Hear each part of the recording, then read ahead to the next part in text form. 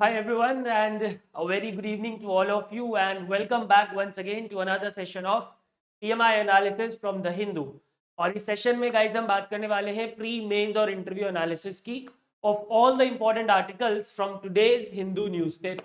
And PMI analysis क्यों इतना ज़्यादा इंपॉर्टेंट है, क्यों आपको एनालाइज करना ज़रूरी है किसी भी आर्टिकल को with respect to the UPSC exam, वो आपको इस सेशन के एंड तक पता चल जाएगा। ऑलराइट, एंड आज क्योंकि फ्राइडे है तो as you all know Friday को एडिटोरियल के सेकंड पेज पे इंटरव्यू ही होता है।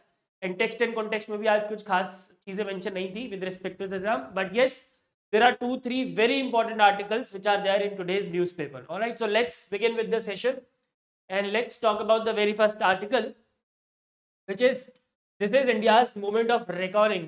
This article is written by the former prime minister Dr. Manmohan Singh, और उन्होंने इस आर्टिकल में ये बताया है कि अभी जो पूरा दुनिया में जो ग्लोबल डिसऑर्डर फैला हुआ है, इस डिसऑर्डर में इंडिया किस तरीके से अपने आप का फायदा देख सकता है। ठीक है, तो काफी ज्यादा रेलेवेंट और काफी ज्यादा इंपॉर्टेंट आर्टिकल है अगर हम मेंस और इंटरव्यू दोनों की बात करें तो। Alright, so let's talk about this article. तो सबसे पहले इस आर्टिकल में बात की गई है फ्री वर्ल्ड की, जो ये आइडिया ऑफ फ्री वर्ल्ड है जिसमें सारे देश एक दूसरे के साथ फ्री ट्रेड कर रहे हैं। फ्री ट्रेड तो नहीं बोलूंगा, फ्री ट्रेड कुछ कंट्रीज के बीच में है, but yes most of the economies are open and एक एक फ्री वर्ल्ड का जो आइडिया है उसकी डिस्कशन इस आर्टिकल में की गई है।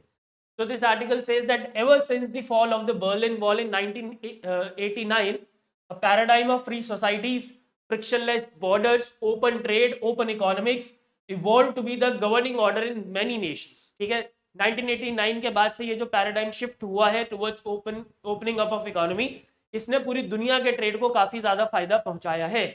This catalyzed free movement of people, goods, service, capital across the world. Global trade and per capita GDP nearly doubled in this period, marking an era of general peace and prosperity. अब देखो ये जो period है इसमें जो global trade है, global trade, global GDP, ये सारा का सारा नियरली डबल हो गया है। ठीक है, और जिससे ऐसा माना जा सकता है कि yes these are the science of peace and prosperity. और ये जो ओपन वर्ल्ड का आइडिया है, इसके पीछे यही आइडिया था कि इंटरडिपेंडेंस जब होगा अमंग नेशंस तो it will lead to the fewer conflicts and promote peace. ठीक है, ये जो इंटरडिपेंडेंस है among nations for trade for economy, इससे ये माना गया था कि भाई जो देश है वो आपस में प्रोस्पेरिटी में रहेंगे, शांति बनी रहेगी चारों तरफ। बट ऐसा आजकल नहीं हो रहा है। रशिया यूक्रेन कॉन्फ्लिक्ट ने इस पूरे आइडिया को फेल कर दिया है। तो Russia Ukraine conflict has dismantled this conflict has dismantled this wisdom of peace and prosper world. ठीक है, कैसे? क्योंकि देखो इंटरकनेक्टेडनेस है ट्रेड की अमंग नेशंस, तो अगर एक कंट्री के ऊपर आप सैंक्शन लगा दोगे तो ऑफ कोर्स जो बाकी कंट्रीज है उनके ऊपर भी इंपैक्ट आएगा, right? So if interconnectedness and trade among Nations were mutually beneficial, then it follows that its disruption and blockade will be mutually harmful. अगर इंटरकनेक्टेडनेस दोनों के लिए दो या दो से ज्यादा कंट्रीज के लिए म्यूचुअली बेनिफिशियल है, तो अगर उसमें कोई डिसरप्शन आता है तो वो उनके लिए इक्वली हार्मफुल भी तो होगा। और यही हम देख रहे हैं रशिया यूक्रेन के कॉन्फ्लिक्ट में।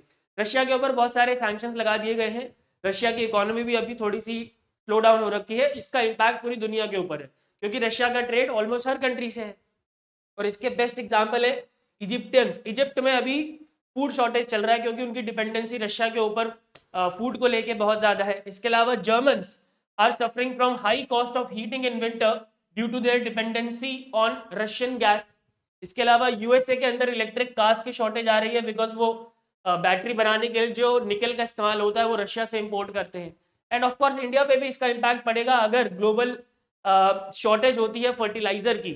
ठीक है, इंडियन फार्मर्स जो है उनको फर्टिलाइजर अनअवेलेबल हो सकता है या महंगे दामों पर मिल सकता है अगर इसी तरीके का ग्लोबल शॉर्टेज चलता रहा। ठीक है, and it will lead to the inflation. Of course एक ग्लोबल इन्फ्लेशन आने के चांसेस है क्योंकि ये सारे देश, इनके पास अगर जरूरतों का सामान भी नहीं पहुंचेगा तो of course it will lead to the inflation. जरूरतों का सामान कैसे? भाई देखो इजिप्ट में फूड शॉर्टेज हो रही है, जर्मन में गैस की शॉर्टेज है, ऑयल की शॉर्टेज है पूरे यूरोप में। ठीक है ना, तो बेसिकली द आइडिया इज कि अगर इंटरडिपेंडेंस म्यूचुअली बेनिफिशियल है तो वो म्यूचुअली हार्मफुल भी तो होगा। तो इसलिए हमें इस चीज का ध्यान रखना पड़ेगा कि कोई भी दो या दो से ज्यादा देश आपस में कॉन्फ्लिक्ट में आने से पहले इन चीजों को अपने दिमाग में रखें कि अगर हम आपस में कॉन्फ्लिक्ट में आते हैं तो जो ग्लोबल इकोनॉमिक ऑर्डर है वो पूरी तरीके से फेल हो जाएगा। Alright, moving ahead, what is the idea of global village? अब इस आर्टिकल में एक ग्लोबल विलेज की बात की गई है। तो global village is nothing but basically एक पूरा दुनिया जिसको हम एक गांव की तरह कंसीडर कर रहे हैं, जहां पे सारे लोग एक दूसरे के साथ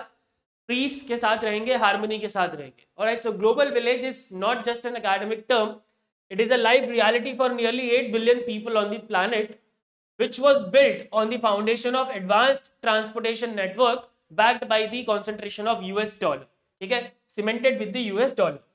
And any disruption to this delicate balance runs the risk of plunging the global village into disequilibrium. And of course, अगर इस बैलेंस में अगर किसी भी तरीके का कोई डिसरप्शन आता है तो एक डिसइक्विलिब्रियम क्रिएट हो जाएगा, और जिससे पूरी दुनिया की इकोनॉमी को, जिसको ये ग्लोबल विलेज कह रहे हैं, उसके ऊपर इंपैक्ट आने वाला है।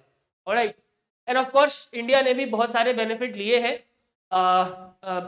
With this global village. ये जो ग्लोबल विलेज हमारा, पूरी दुनिया एक विलेज है, उसके इंडिया ने भी बहुत सारे फायदे लिए हैं।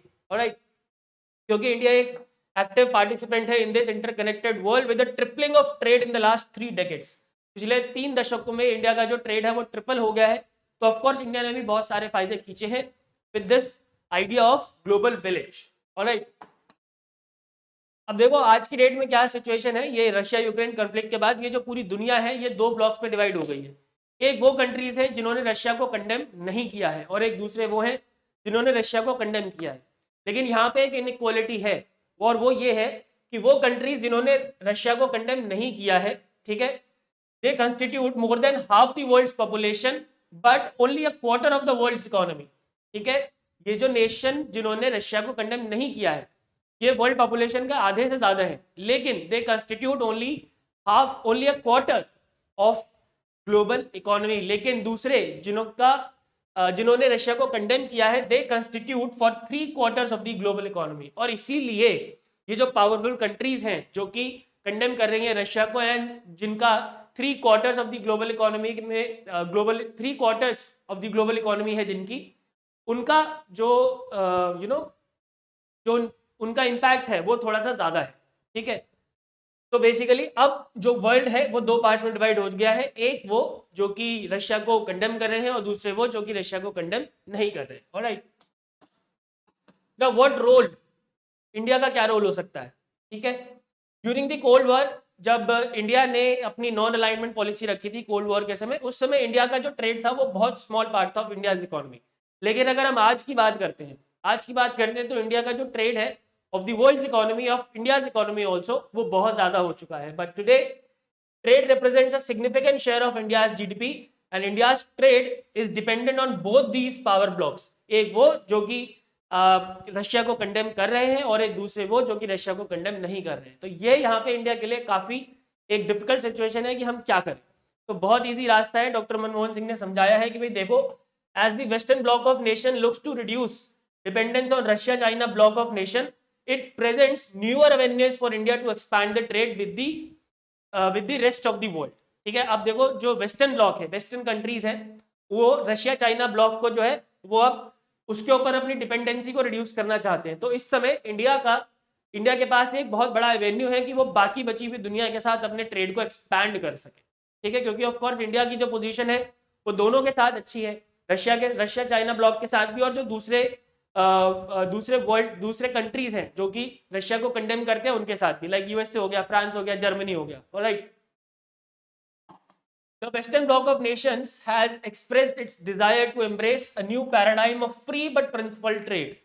जो वेस्टर्न ब्लॉक है उनके दिमाग में एक आइडिया चल रहा है कि जो ट्रेड है, ग्लोबल ट्रेड है, वो कैसा होना चाहिए, फ्री बट प्रिंसिपल्ड होना चाहिए, जिसके अंदर मॉरल भी है और मनी भी है। पैसा तो है लेकिन साथ में मॉरल्स भी है। और इंडिया जो कि एक लार्जेस्ट पीस लविंग डेमोक्रेसी है, वो यहाँ पे अपनी पोजीशन को बहुत स्ट्रांग बना सकती है, बहुत एनॉर्मसली गेन कर सकता है इंडिया, क्योंकि इंडिया ऑलरेडी एक लार्जेस्ट पीस लविंग डेमोक्रेसी है। From this principle trade aspiration of the western block India को बहुत फायदे हो सकते हैं। तो इंडिया को रशिया चाइना के साथ जो भी चल रहा है वो चलते रहने देना चाहिए, साथ ही साथ वेस्टर्न ब्लॉक के साथ अपना ट्रेड बढ़ाना चाहिए ताकि इंडिया की पोजीशन और ज्यादा स्ट्रांग हो सके। However, to capitalize on these opportunities, India needs free access to these markets, and accepted and established global currency to trade in and seamless trade settlement। But of course, India को कुछ ना कुछ मेहनत तो करनी पड़ेगी, फ्री में तो कुछ मिलने वाला है नहीं, तो इसके लिए इंडिया को अपनी मार्केट को ओपन करना पड़ेगा। और वहां पे जाके अपने सामानों को बेचना पड़ेगा या उनके लिए अपनी मार्केट को ओपन करना पड़ेगा। Alright, so what is the need of the hour? क्या नीड है? So in the long run India stands to gain from unfettered access to the western bloc markets for Indian exports under the established trading order than from the discounted commodities purchased under new bilateral currency arrangement। तो यहाँ पे मनमोहन सिंह जी का ये कहना है कि भाई आप जो यहाँ पे अभी डिस्काउंटेड ऑयल या जो डिस्काउंटेड सामान रशिया से ले रहे हो, रादर देन डूइंग दैट आप क्या करो, आप जो वेस्टर्न ब्लॉक है उसके साथ अपने ट्रेड को और अच्छा स्टैब्लिश कर सकते हो, जिससे कि दोनों तरफ से आपको फायदा मिलेगा। आप रशिया के सामान भी खरीदते रहो और उनसे भी सामान लेते रहो, ठीक है। उनके साथ भी जो ट्रेड है उसको और ज्यादा स्ट्रेंथन किया जा सकता है इन दिस टाइम।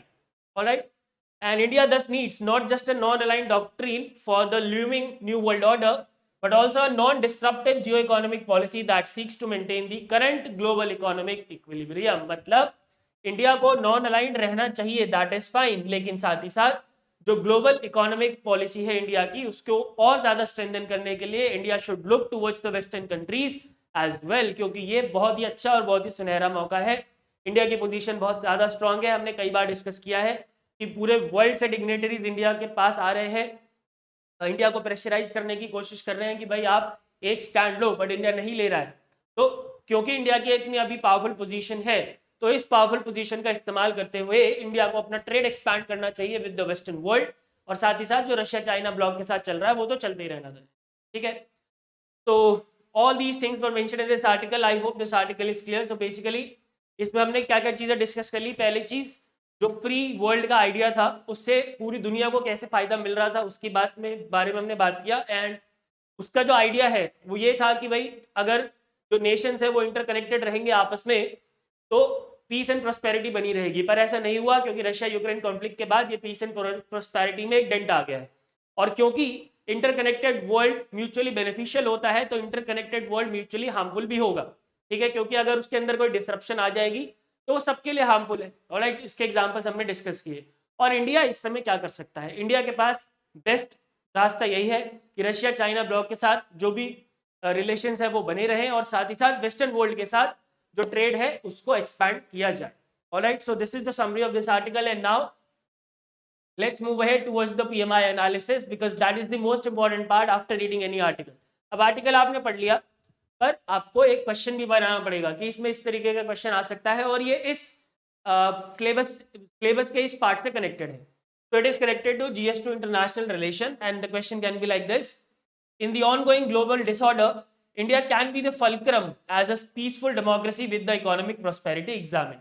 अब देखो इसमें आपको सबसे पहले तो ये बताना पड़ेगा what is this ongoing global disorder, तो ये हम बता देंगे, हमने अभी अभी डिस्कस किया, ठीक है। उसके बाद India can be the fulcrum as a peaceful democracy with economic prosperity, तो ये वाली जो स्लाइड है यहाँ से पूरा आगे आप कॉपी कर दोगे एज इट इज, तो you will get good marks. Alright, and interview में भी same question, what role can India play in the current global disorder, India क्या रोल प्ले कर सकता है। तो देखो इंडिया सबके लिए सोच रहा है, that is good, but India को अपने लिए भी सोचना पड़ेगा क्योंकि इंडियन गवर्नमेंट ने अभी जो हमारी गवर्नमेंट है वो बार बार यही कह रही है कि we are not taking stand in the nation's interest, तो नेशन इंटरेस्ट में और सोचने की जरूरत है और अपने ट्रेड को एक्सपैंड करने की जरूरत है with the western world. Alright, so I hope this PMI analysis is clear and for pre it is not important, pre के लिए it is not important and that's why pre के लिए हमने यहाँ पे कोई भी क्वेश्चन नहीं रखा है।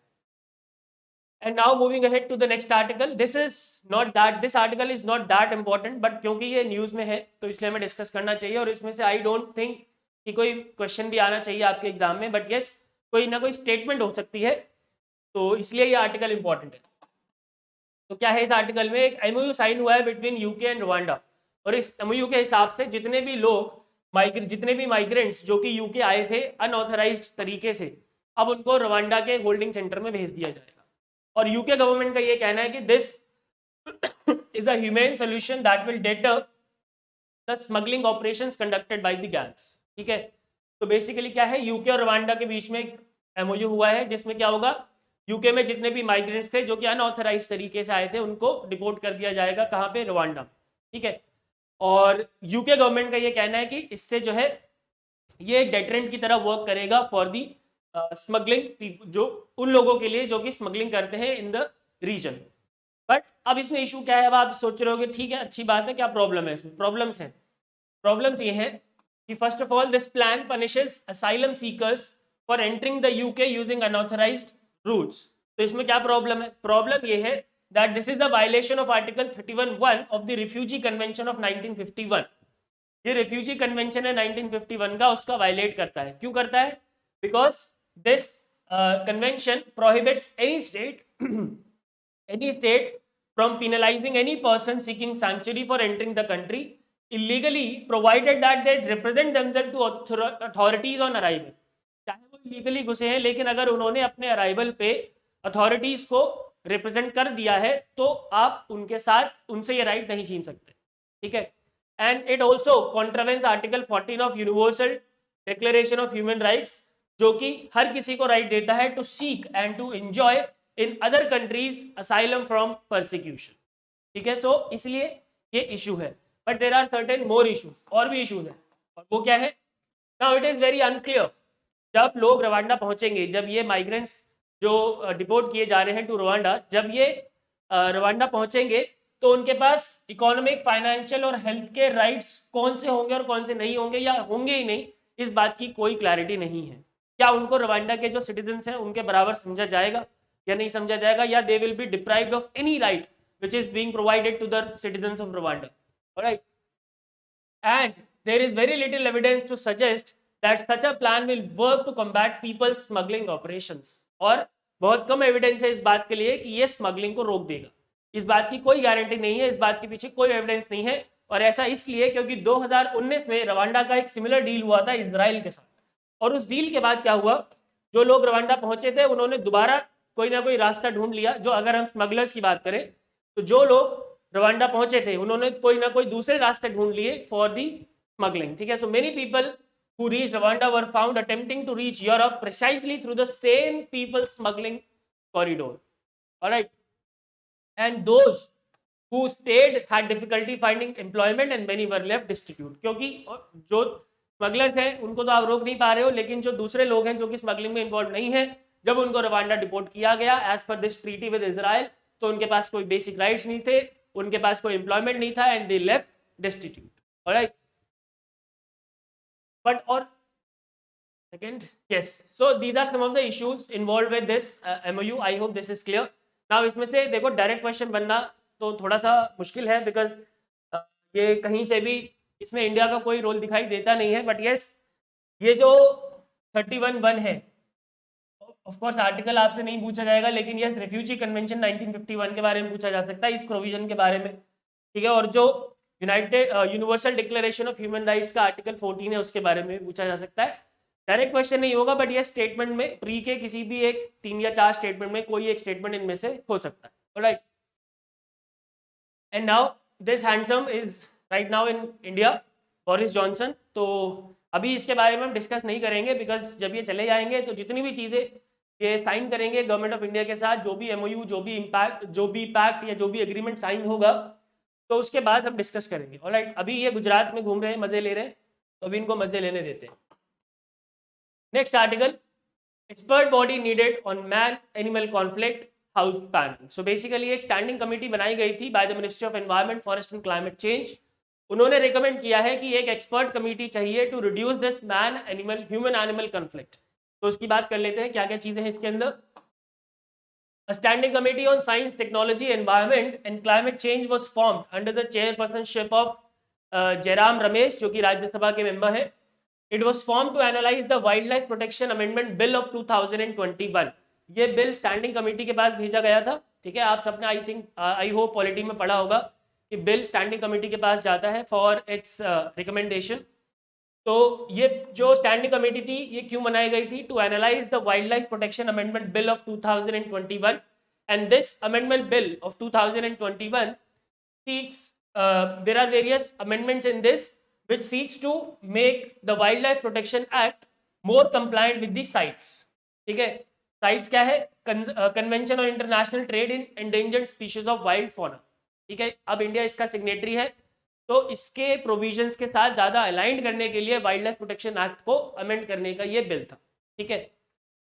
And this committee recommended that the Environment Ministry must constitute an advisory body of experts to tackle this growing issue of the human-animal conflict.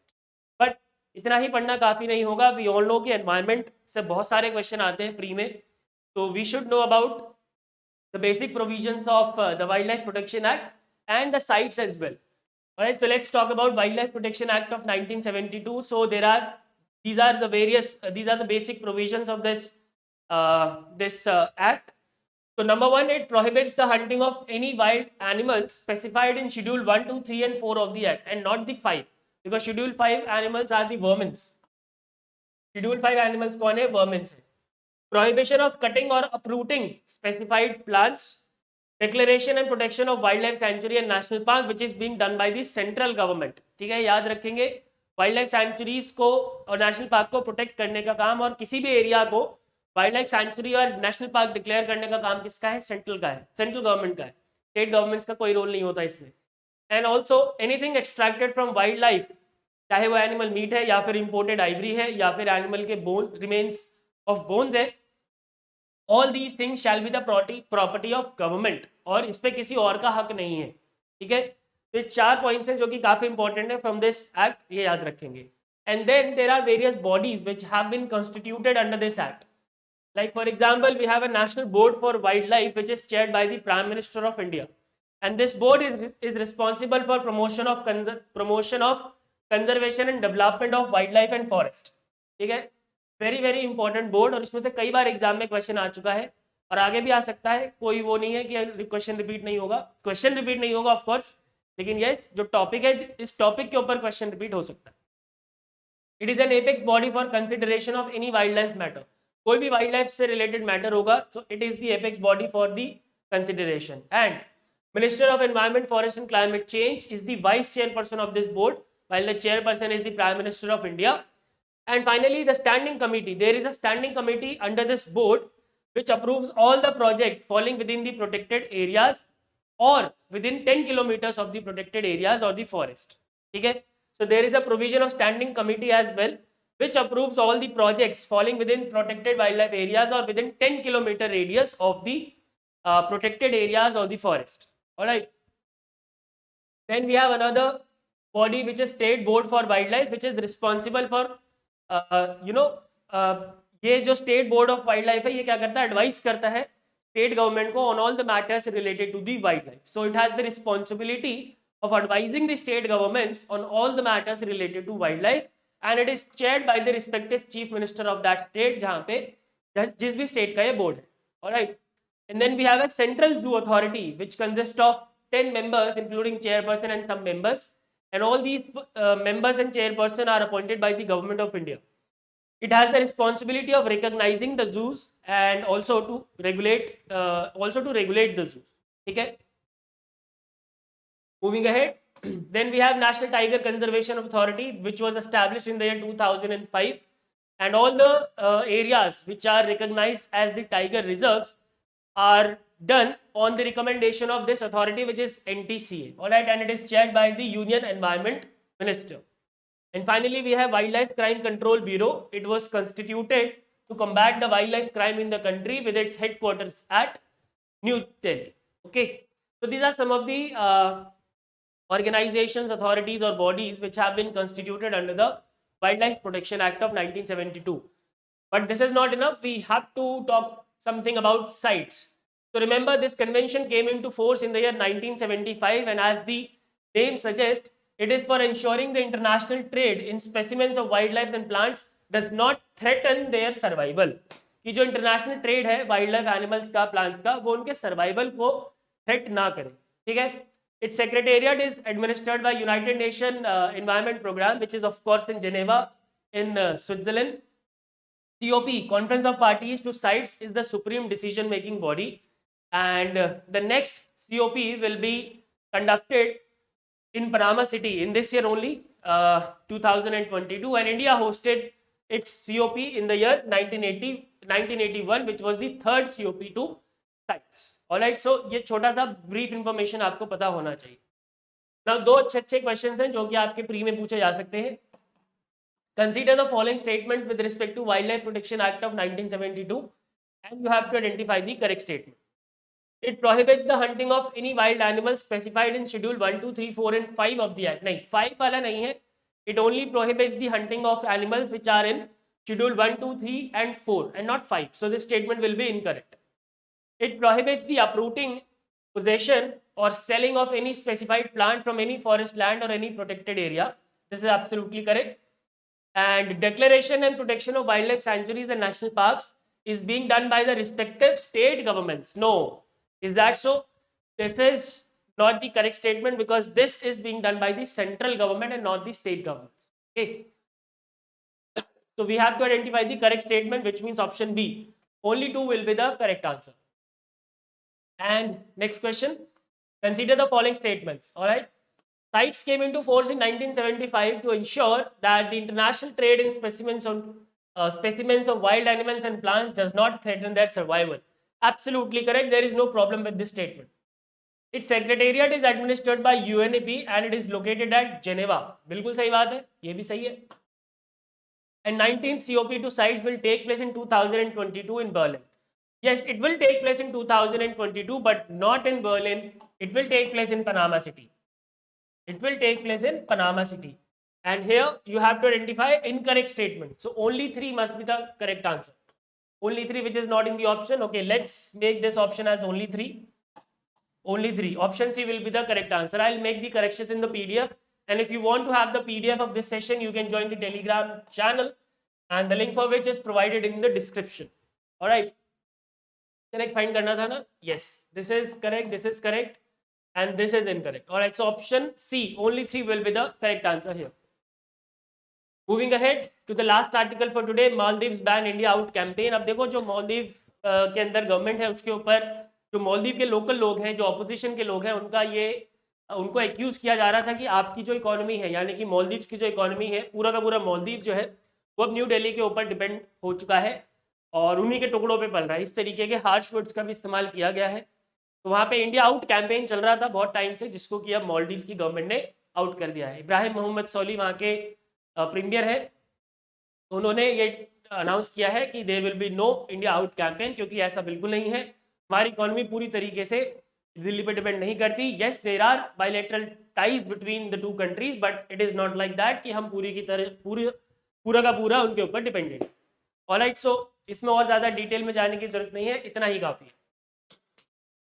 So that's it for the session today. I hope all the articles and their PMI analysis are clear. If you have any doubts, you can ask me in the comment section. And if you want to have an all-round preparation of your exam, you can download the Anuj Jindal app from the Google Play Store. Thank you so much for watching. Goodbye, take care, and God bless.